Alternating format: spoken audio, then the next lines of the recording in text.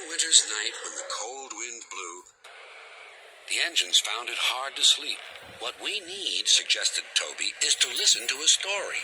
Yes, agreed Percy, a mysterious story. But, added Duck, it must have a happy ending. Driver told me a story, said Thomas, so everyone listened. Once upon a time, began Thomas, there were 3 little engines who lived in their own little shed on their own little railway. Their names were Duke, Stuart, and Falcon. Duke was the oldest and was named after His Grace, the Duke of Sodor. He was proud of this and loved to keep the little engines in order.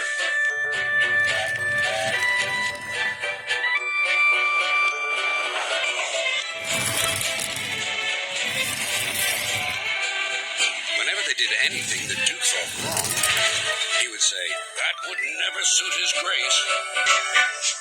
Other engines came and went, but Duke outlasted them all.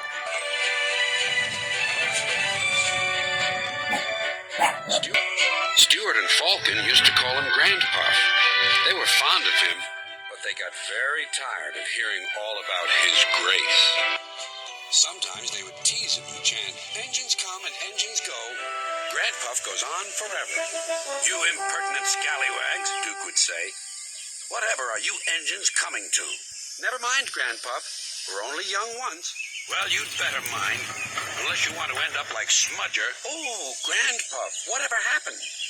"Smudger," said Duke, "was a show-off. He rode roughly and often came off the rails.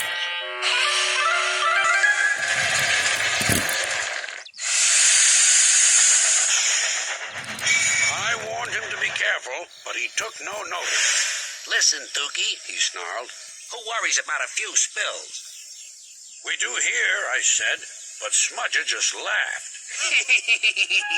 Until one day, manager said he was going to make him useful at last. Smudger stopped laughing then. "Well, why? What did he do?"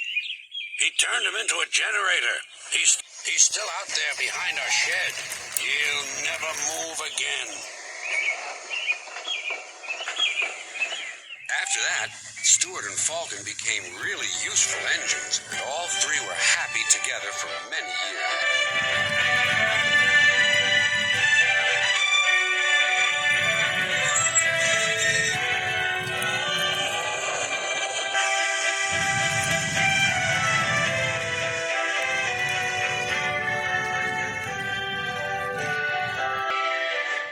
Then hard times came. The mines in the hills closed, and the railway was closed too. People came to buy the engines. "We'll take Stuart and Falcon." No one wanted Duke. They thought him too old. "Cheer up, Grandpuff," called Stuart. "We'll find you a nice railway, and then you can come and keep us in order." They tried to be brave and cheerful, but no one really thought their dreams would come true. Duke's driver and fireman oiled and greased him one last time. They sheeted him snugly and said goodbye. Then they had to go away and find work. Duke was alone. "Oh well," he sighed, "I'll go to sleep. It'll help to pass the time."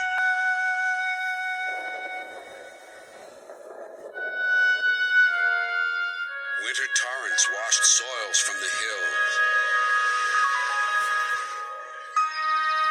Trees and bushes grew all around.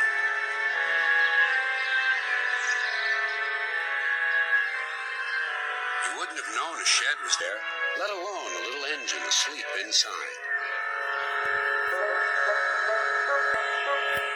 "That's not a happy ending," cried Percy. "Ah," murmured Thomas, "there will be one, but that'll have to wait until next time."